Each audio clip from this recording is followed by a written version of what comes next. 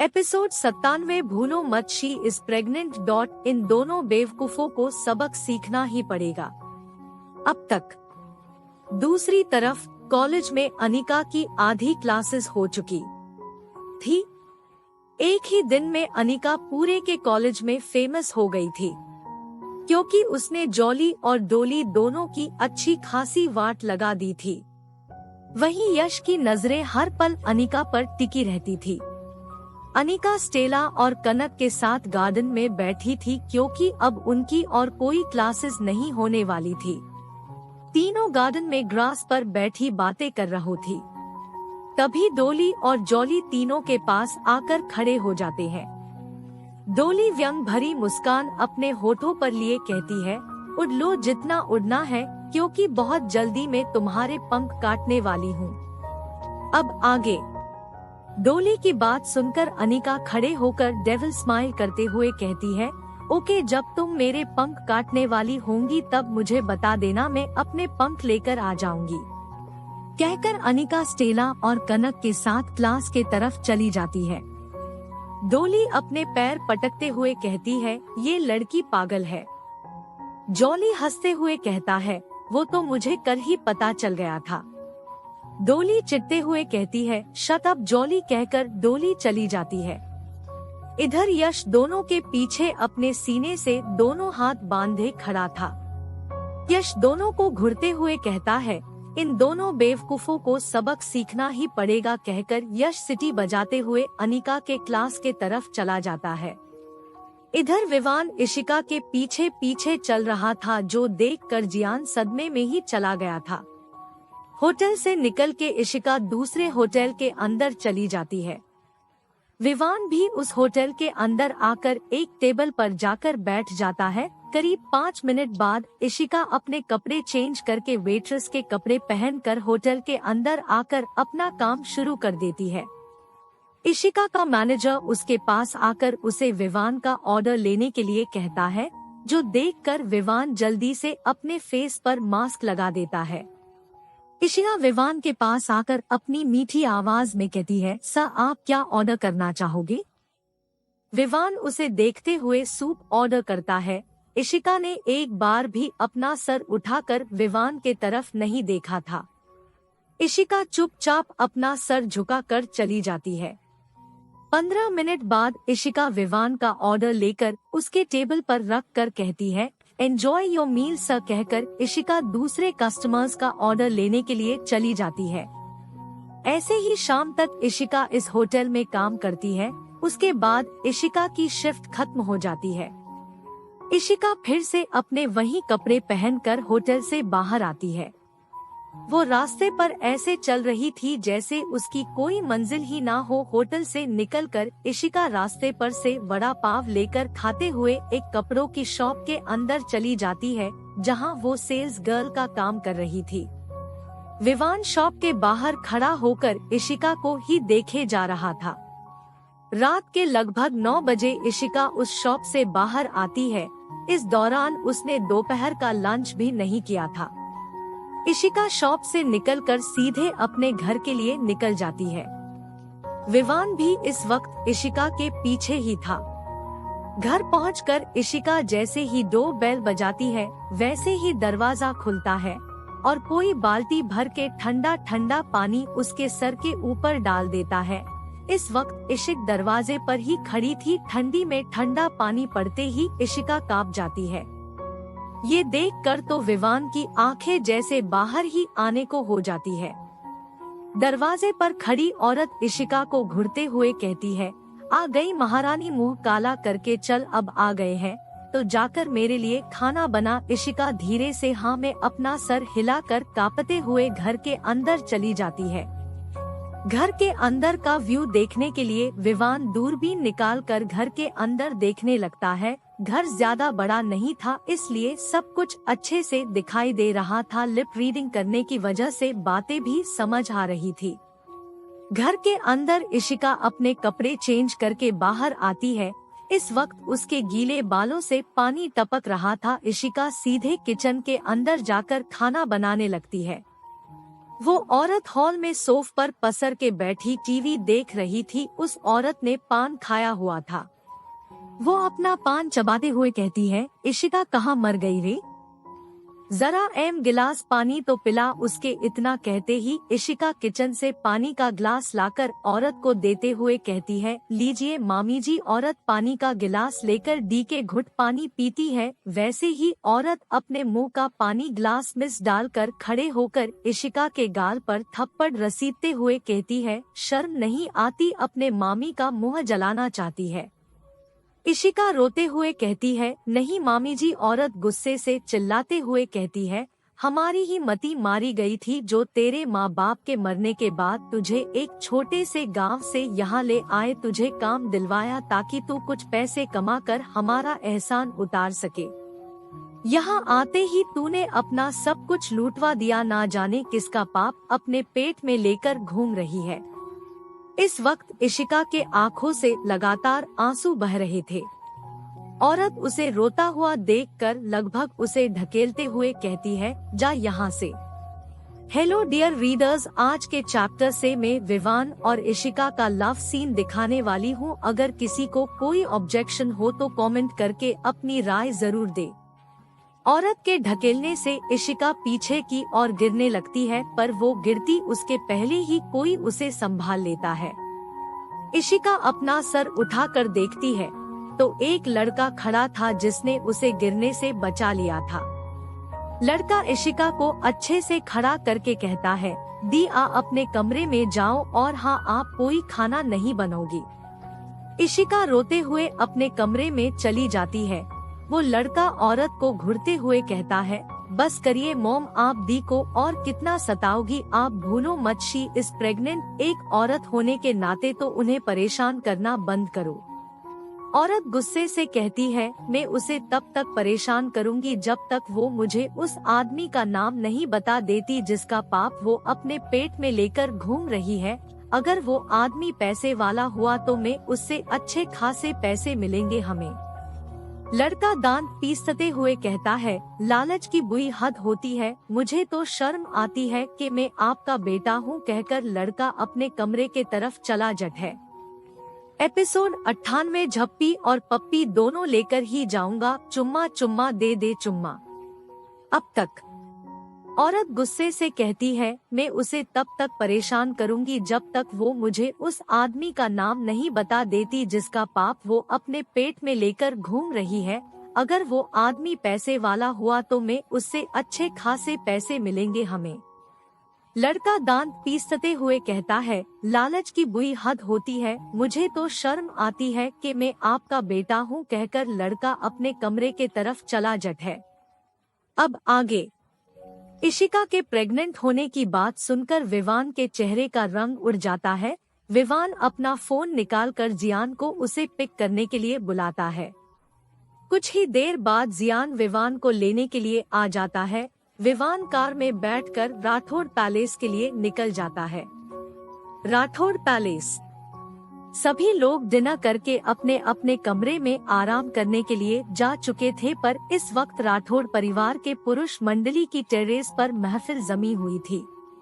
Terrace पर विवान, देवांश, वीरू, आलेख और डैनियल बैठे हुए थे। सभी के हाथ में बियर के ग्लास थे, सिवाय देवांश के हाथ में, क्योंकि वो कभी ड्रिंक नहीं करता था। आज सबसे ज्यादा अगर कोई ड्रिंक कर रहा था तो वो था विवान। उसके आंखों के सामने इशिका की मासूम सी शक्ल आ रही थी। उसके ज़हन से इशिका जा ही नहीं रही थी। विवान वाइन का ग्लास एक ही घुट में पीकर कहता है, मेरी प्यारे प्यारे भतीजों, मेरे एक सवाल का जवाब दो। वीरू हंसते हुए कहता है, चाचू वो सवाल का जवाब तो आपको देना चाहिए। विवान घूर के वीरू को देखते हुए कहता है, वीरू इस वक्त नो बकवास वरना लगेगी तुम्हारी क्लास। विवान की धमकी सुनकर वीरू रोनी सूरत बनाकर अपने होठों पर उंगली रख लेता है। विवान उदास होते हुए कहता है, ये लड़कियों को समझना इतना मुश्किल क्यों है भतीजों? लड़की वाली बात सुनकर तीनों के तीनों बिल्कुल अलर्ट होकर विवान की बात सुनने लगते हैं। देवांश गहरी सांस लेकर कहता, क्या हुआ चाचू, आपको उस धोखेबाज औरत की याद आ रही है? विवान ना में अपना सर हिलाता है और कहता है, उसका चैप्टर तो मैंने 6 साल पहले ही क्लोज कर दिया है देव। कहते हुए विवान धीरे धीरे टेबल पर अपना सर रख कर सोने लगता है। विवान की पहले से यही आदत थी, पीने के बाद वो बातें करते करते ही सो जाता था। देवांश विवान को सहारा देकर उठाते हुए उसके कमरे के तरफ लेकर चला जाता है। वहीं वीरू, आलेख और डैनियल भी अपने अपने कमरे के तरफ चले जाते हैं। विवान को उसके कमरे में छोड़कर जैसे ही देवांश अपने कमरे के अंदर एंटर करता है, उड़ता हुआ तकिया आकर सीधे उसके मुंह पर लगता है। देवांश तकिया पकड़कर बेड की तरफ देखता है, जहां अनिका बैठी उसे गुस्से में घूर रही थी। दरवाजा बंद करके देवांश अनिका के पास आकर बेड पर बैठ जाता है। देवांश को देखकर अनिका मुंह फुलाकर दूसरी तरफ मुंह करके कहती है, मुझे आपके साथ बात नहीं करनी। देवांश डेविल स्माइल करते हुए कहता है, रात बात करने के लिए थोड़ी होती है, जानो रात को तो कपल कुछ और काम करते हैं। कहकर देवांश अनिका को बेड पर लेटा कर खुद उसके ऊपर आकर उसे किस करने लगता है। देवांश के इस एक्शन से अनिका आंखें फाड़कर उसे देखने लगती है और अगले ही पल वो भी देवांश के किस में उसका साथ देने लगती है। देखते ही देखते दोनों के ही कपड़े बेड के नीचे इधर उधर पड़े हुए थे और पूरे कमरे में अनिका की सिसकियां गूंज रही थी। इधर डैनियल जैसे ही अपने कमरे की तरफ जाने लगता है, तभी उसकी नजर स्टेला के कमरे के तरफ चली जाती है। डैनियल मुस्कुराते हुए कहता है, Stella the Hitler your devil Daniel is coming. कहकर डैनियल स्टेला कर कमरे के अंदर चला जाता है। डैनियल पूरे कमरे में देखता है पर उसे स्टेला कहीं दिखाई नहीं देती। डैनियल सीधे जाकर बेड पर लेट जाता है और खुद से ही कहता है, आज तो झप्पी और पप्पी दोनों लेकर ही जाऊंगा। उसका इतना कहना था कि स्टेला बाथरूम का दरवाजा खोलकर बाहर आती है। स्टेला ने अपना नाइट सूट पहन रखा था और वो एक टॉवल से अपने बाल सुखा रही थी। स्टेला सीधे जाकर के सामने खड़ी होकर बॉडी लोशन लगाने लगती है। स्टेला को देखकर डैनियल बेड से उठकर स्टेला के पास जाकर उसे बैक हग कर लेता है। ऐसे अचानक किसी के हग करने से स्टेला पहले तो घबरा जाती है और फिर अगले ही पल उसके होठों पर शैतानी मुस्कान आ जाती है। स्टेला डेविल स्माइल करके सीधा अपनी कोहनी डैनियल के पेट पर मारती है, जिससे डैनियल दर्द से अपना पेट पकड़कर स्टेला से अलग होकर कहता है, यू लड़ाकू जंगली बिल्ली कहीं की, ऐसे कोई अपने होने वाले पति को मारता है क्या?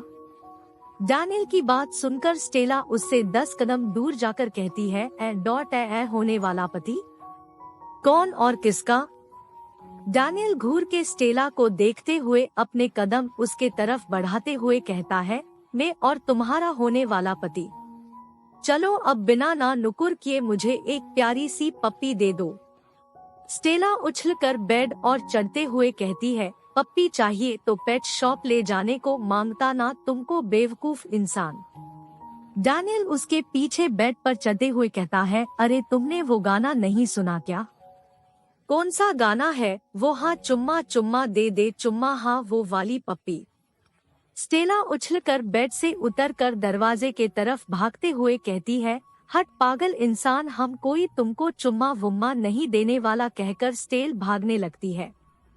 स्टेला को भागते देखकर डैनियल भी उसके पीछे भागने लगता है। स्टेला जैसे ही बाहर जाने के लिए खोलती है, वैसे ही डैनियल उसका हाथ पकड़कर कमरे के अंदर खींच लेता है और दरवाजा बंद करके उसे दरवाजे से सटाकर खड़ा करके उसके कमर को पकड़कर हल्का सा ऊपर उठाता है और उसके होठों पर अपने होंठ रख देता है। ये सब इतना जल्दी हुआ था कि स्टेला को कुछ सोचने समझने का मौका ही नहीं मिला था।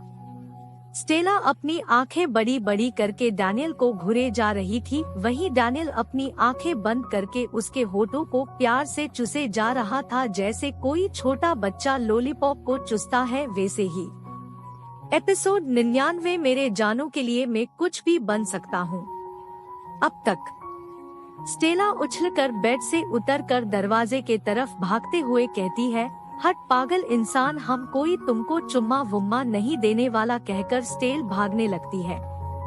स्टेला को भागते देखकर डैनियल भी उसके पीछे भागने लगता है। स्टेला जैसे ही बाहर जाने के लिए खोलती है, वैसे ही डैनियल उसका हाथ पकड़कर कमरे के अंदर खींच लेता है और दरवाजा बंद करके उसे दरवाजे से सटाकर खड़ा करके उसके कमर को पकड़कर हल्का सा ऊपर उठाता है और उसके होठों पर अपने होंठ रख देता है। ये सब इतना जल्दी हुआ था कि स्टेला को कुछ सोचने समझने का मौका ही नहीं मिला था। स्टेला अपनी आंखें बड़ी बड़ी करके डैनियल को घूरे जा रही थी, वहीं डैनियल अपनी आंखें बंद करके उसके होठों को प्यार से चूसे जा रहा था, जैसे कोई छोटा बच्चा लॉलीपॉप को चूसता है वैसे ही। अब आगे डैनियल की हरकत पर स्टेला का खून खौलने लगता है। अपनी पूरी ताकत लगाकर स्टेला डैनियल को खुद से दूर धक्का देने लगती है, पर डैनियल को स्टेला के धक्के से कोई फर्क नहीं पड़ता, वो उसके धक्के से 1 इंच भी नहीं हिलता। उल्टा वो स्टेला के हाथों को अपने एक हाथ में पकड़कर उसके हाथों को सर के ऊपर करके उसके गाल को एक हाथ से पकड़कर डीप किस करने लगता है। 10 मिनट किस के बाद डैनियल स्टेला के होठों को अपने होठों की गिरफ्त से आजाद करता है। डैनियल बड़े ही प्यार से स्टेला को देख रहा था, वहीं स्टेला गुस्से से लाल पीली होकर उसे घूरते हुए कहती है, हो गया ना तुम्हारा, ले ली ना पप्पी, अब जल्दी से निकलो यहाँ से, तुमको तो हम कल सुबह बताएगा, कहकर स्टेला डैनियल को कमरे से धक्का देकर दरवाजा बंद कर देती है। बाहर खड़ा डैनियल अपने सर को खुजाते हुए कहता है, अभी हुआ क्या था, कहते हुए वो अपने कमरे के तरफ चला जाता है। अगले दिन शाम को राठौड़ पैलेस में चारों तरफ चहल पहल थी। सगाई की तैयारियां अच्छे से हो गई थी।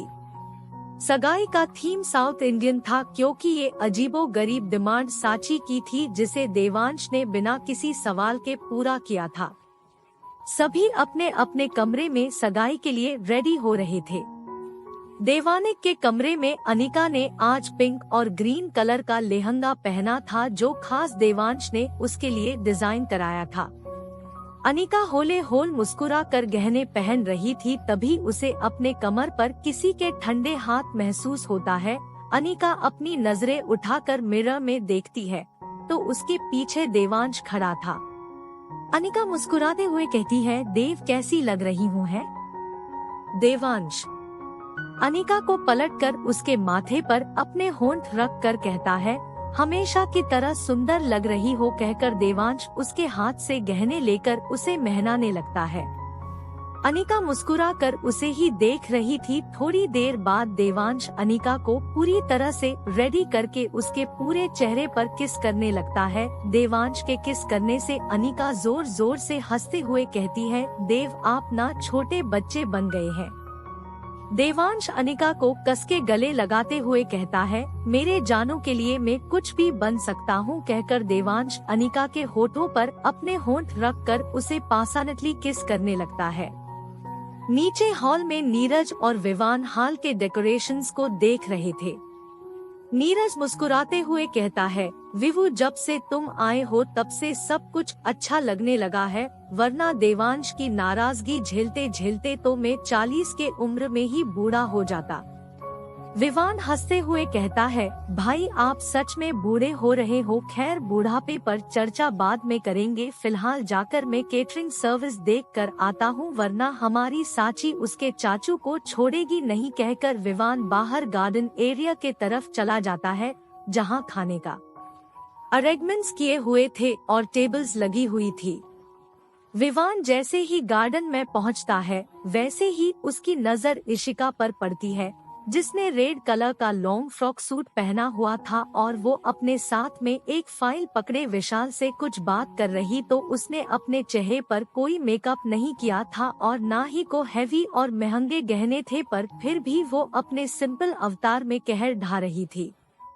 इशिका को देखकर विवान जल्दी से अपने चेहरे पर मास्क लगा लेता है और उसके तरफ अपने कदम बढ़ा देता है। इशिका का ध्यान उस पर नहीं था, वहीं विवान का पूरा ध्यान उसकी पर था। विवान को देखकर विशाल जल्दी से इशिका को लेकर उसके पास कहता है, हेलो सर। विवान विशाल को देखकर हाँ में अपना सर हिलाता है और कहता है, सब सेट हो गया। मेन्यू में कोई गड़बड़ तो नहीं है ना? विशाल मुस्कुराते हुए कहता है, सर सब सेट है, कोई इशू नहीं है। कहकर विशाल इशिका के तरफ देखकर कहता है, सर ये इशिका है, मेरे होटल की न्यू मैनेजर, आज का सारा काम इसी ने संभाला है। एपिसोड 100 क्यों ठुकरा दिया आपने मेरे प्यार को? आप मेरे खड़ूस वाले डेविल हब्बी हो। अब तक इशिका का ध्यान उस पर नहीं था, वहीं विवान का पूरा ध्यान उसकी पर था। विवान को देखकर विशाल जल्दी से इशिका को लेकर उसके पास कहता है, हेलो सर। विवान विशाल को देखकर हाँ में अपना सर हिलाता है और कहता है, सब सेट हो गया। मेन्यू में कोई गड़बड़ तो नहीं है ना? विशाल मुस्कुराते हुए कहता है, सर सब सेट है, कोई इशू नहीं है। कहकर विशाल इशिका के तरफ देखकर कहता है, सर ये इशिका है, मेरे होटल की न्यू मैनेजर, आज का सारा काम इसी ने संभाला है।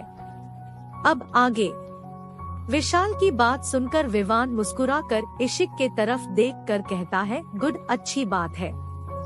Nice to meet you miss Ishika. कहकर विवान इशिका के साथ हाथ मिलाने के लिए अपना हाथ आगे बढ़ाता है। इशिका इस वक्त काफी घबरा रही थी, इसलिए वो अपना हाथ जोड़कर सर झुका नर नमस्ते करती है। इशिका की हरकत पर विशाल और विवान दोनों के ही होठों पर स्माइल आ जाती है। इशिका अपना काम चेक करने चली जाती है। विवान उसे देखते हुए पैलेस के अंदर चला जाता है। साची के कमरे में साची ने इस वक्त नेवी ब्लू कलर का लेहंगा पहना हुआ था। इस साची पूरी तरह से नीचे जाने के लिए तैयार थी। साची खुद का अक्स शीशे में देखती है। देखते देखते हुए आंखों से आंसू बहने लगते हैं। साची रोते हुए कहती है, क्यों वीरू, क्यों ठुकरा दिया आपने मेरे प्यार को? क्यों एक्सेप्ट नहीं किया?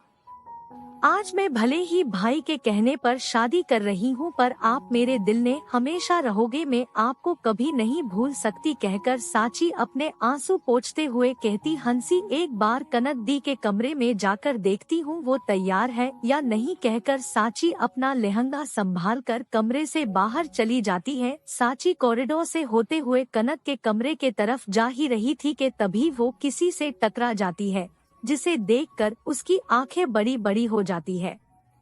इधर कनक अपने कमरे में तैयार हो रही थी। उसने पर्पल और व्हाइट कलर का लॉन्ग फ्रॉक सूट पहना था, जिसमें वो बेहद सुंदर लग रही थी। वो लगभग पूरी तरह से तैयार थी और ना जाने कब से अपने सूट की डोरी बांधने की कोशिश कर रही थी, पर उससे हो नहीं रहा था, जिससे अब वो बुरी तरह से फ्रस्ट्रेट हो चुकी थी। कनक परेशान होकर अजीबोगरीब मुंह बनाने लगते हैं। तभी उसे अपने पीठ पर किसी के ठंडे हाथ महसूस होते हैं। कनक अपना सर उठाकर जल्दी से मिरर में देखती है तो उसके पीछे आलेख खड़ा था, जो उसे ही देखते हुए उसके सूट की डोरी बांध रहा था। आलेख के डोरी बांधते ही कनक झट से पीछे मुड़ जाती है। उसे घबराता देखकर आलेख उससे थोड़ा दूर हो जाता है, क्योंकि जब से कनक को होश आया था वो किसी भी लड़के के ज्यादा पास आने पर डर जाया करती थी। आलेख उसे शांत कराते हुए कहता है, रिलैक्स, तुम्हें डोरी बांधने में प्रॉब्लम हो रही थी, इसीलिए मैं तुम्हारी मदद कर रहा था। आलेख की बात सुनकर कनक हाँ में अपना सर हिला देती है। उसे रिलैक्स देखकर आलेख मुस्कुराकर उसे एक बॉक्स देते हुए कहता है, ये लो। बॉक्स देखकर कनक हैरानी से बॉक्स को देखकर आलेख के तरफ देखती, जैसे पूछ रही, जो ये क्या है? आलेख मुस्कुराकर बॉक्स ओपन करता है। ओपन बॉक्स को देखकर कनक की आंखें बड़ी बड़ी हो जाती है। उसे तो कुछ समझ नहीं आ रहा था। बॉक्स में बेहद सुंदर पिंक और व्हाइट कलर की प्लैटिनम और डायमंड चेन थी, जो दिखने में बेहद सुंदर था। कनक उस चैन को देखकर जल्दी जल्दी 2-3 बार ना में अपना सर हिला देती है।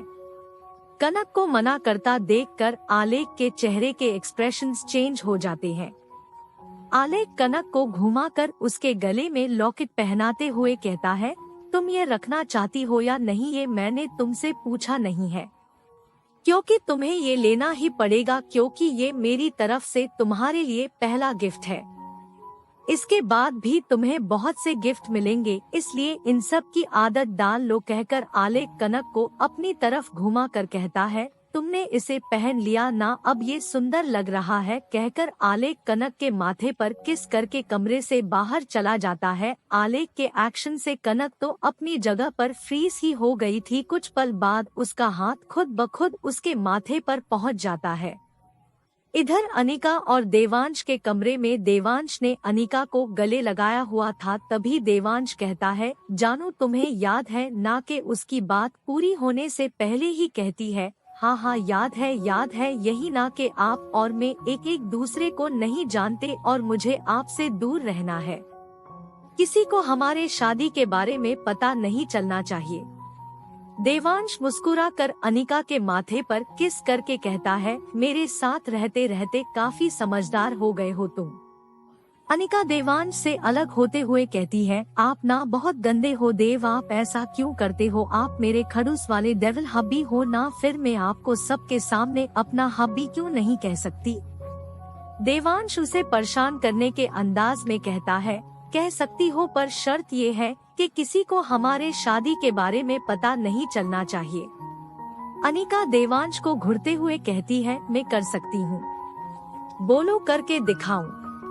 अनिका की बात सुनकर देवांश उसे घूरते हुए कहता है, कोई गड़बड़ नहीं होनी चाहिए और किसी को पता ना चले। अनिका खुशी से उछलकर देवांश के गले लगकर उसके गाल पर किस करके कहती है, देव लव यू सो मच, अब आप देखो मैं सबके सामने आपको स्वामी कैसे कहती हूँ, कहकर अनिका कमरे से बाहर भाग जाती है। देवांश अपनी जगह पर खड़ा दरवाजे को देखकर कहता है, तूने एक छोटी बच्ची से शादी कर ली है, देवांश कहकर देवांश कमरे से बाहर चला जाता है। इधर अपने सामने खड़े शख्स को देखकर साची की आंखें नम हो जाती है। साची उसे बिना कुछ कहे जाने लगती है। तभी सामने खड़ा शख्स साची से कहता है, अब बात भी नहीं करोगी साची। साची अपने इमोशंस कंट्रोल करके कहती है, बात करने के लिए कुछ बाकी नहीं रहा वीरू, अब आपको नैना पर ध्यान देना चाहिए ना कि मुझ पर। वैसे भी आज आपको मेरे बारे में सोचकर अपना मन खट्टा करने की जरूरत नहीं है। खुशी वाले दिन उससे बात नहीं करते जिससे हम नफरत करते हैं, कहकर साची कनक के कमरे के तरफ चली जाती है। एपिसोड 101 कांग्रेट्स साची, फाइनली यू आर एंगेज्ड। अब तक इधर अपने सामने खड़े शख्स को देखकर साची की आंखें नम हो जाती है। साची उसे बिना कुछ कहे जाने लगती है। तभी सामने खड़ा शख्स साची से कहता है, अब बात भी नहीं करोगी साची। साची अपने इमोशंस कंट्रोल करके कहती है, बात करने के लिए कुछ बाकी नहीं रहा वीरू, अब आपको नैना पर ध्यान देना चाहिए ना कि मुझ पर। वैसे भी आज आपको मेरे बारे में सोचकर अपना मन खट्टा करने की जरूरत नहीं है। खुशी वाले दिन उससे बात नहीं करते जिससे हम नफरत करते हैं, कहकर साची कनक के कमरे के तरफ चली जाती है। नीचे हॉल में सभी मेहमान आने लगते हैं। सहाय परिवार भी हॉल में आ चुका था। हॉल में साइड में एक बड़ा सा स्टेज लगा हुआ था जिस पर 4 चेयर्स रखी हुई थी। नीरज, विवान, कामिनी, देवांश, अरुणिता मेहमानों से बातें कर रहे थे। वहीं डैनियल सारी तैयारियां देख रहा था। ये सब वो जानबूझ कर रहा था क्योंकि उसे स्टेला से जो बचना था, बड़े मुश्किल से डैनियल स्टेला से बच रहा था। इधर अनिका स्टेला तैयार होकर कनक के रूम में जाती है जहां साची और कनक बैठे हुए थे। अनिका साची के पास जाकर उसके कंधे पर हाथ रख कर कहती है, आर यू ओके साची? साची हाँ में अपना सर हिलाती है। अनिका मुस्कुराते हुए कहती है, तो फिर चलो नीचे जाकर अपने होने वाले AGOG से 4 बातें तो कर लो। साची बस हाँ में अपना सर हिला देती है। 4 रो कमरे के बाहर निकल के नीचे जाने लगते हैं। 4 रो हॉल में आ जाती है। देवांश इस वक्त किसी बिजनेस पार्टनर के साथ बातें कर रहा था। देवांश को देखकर अनिका अजीब सा मुंह बनाकर 4 रो के साथ चली जाती है। 4 रो आकर एक टेबल पर बैठ जाते हैं। वहीं देवांश की तिरछी नजरें तो बस अनिका पर ही थी। वहीं वीरू नैना का हाथ पकड़कर सीढ़ियों से नीचे आता है, जो देखकर दो लोगों के तन बदन में आग लग जाती है, और वो कोई और नहीं बल्कि साची और नील थे। दोनों ही वीरू और नैना को खा जाने वाली नजरों से घूर रहे थे। वीरू नैना को लेकर नीचे आकर अपने बिजनेस पार्टनर से नैना को मिलवाने लगता है। अनिका मुंह बनाते हुए कहती है, डैडा अभी तक नहीं आए। कहते ही उसकी नजर मेन डोर पर पड़ती है, जहां से आनंद और वनीता अंदर आ रहे थे। आनंद को देखकर अनिका चेयर से उठकर भागते हुए आनंद के पास जाती है और उसके गले लग जाती है। अपने बेटी को गले लगाकर आनंद खुश हो जाता है। आनंद अनिका के बालों को सहलाते हुए कहता है, कैसी है मेरी प्रिंसेस? अनिका खुशी से उछलते हुए कहती है, आपकी प्रिंसेस बहुत अच्छी है डैडा, I miss you so much. Anand Anika के फोरहेड पर किस करके कहता है, I miss you too my बच्चा। कहकर आनंद अनिका को अपने साथ ले जाता है। ये सब देखकर देवांश अंदर ही गुस्सा हो रहा था, क्योंकि उसे अपने जानू के इर्द गिर्द किसी का होना पसंद नहीं था। पर फिलहाल सिचुएशन को देखकर देवांश अपना गुस्सा दबा देता है। कुछ देर बाद साची, नील, वीरू और नैना स्टेज पर खड़े थे। चारों ने अपने अपने हाथ में रिंग पकड़ रखी थी। नैना एक नजर नील को देखती है और नील भी नैना को देखता है। दोनों ही एक दूसरे को देखने लगते हैं, पर अगले ही पल नैना अपनी नजरें फिर लेती है। वहीं साची तो जैसे वीरू को पूरी तरह से इग्नोर कर रही थी। नील साची का हाथ पकड़कर उसे रिंग फिंगर में रिंग पहना देता है।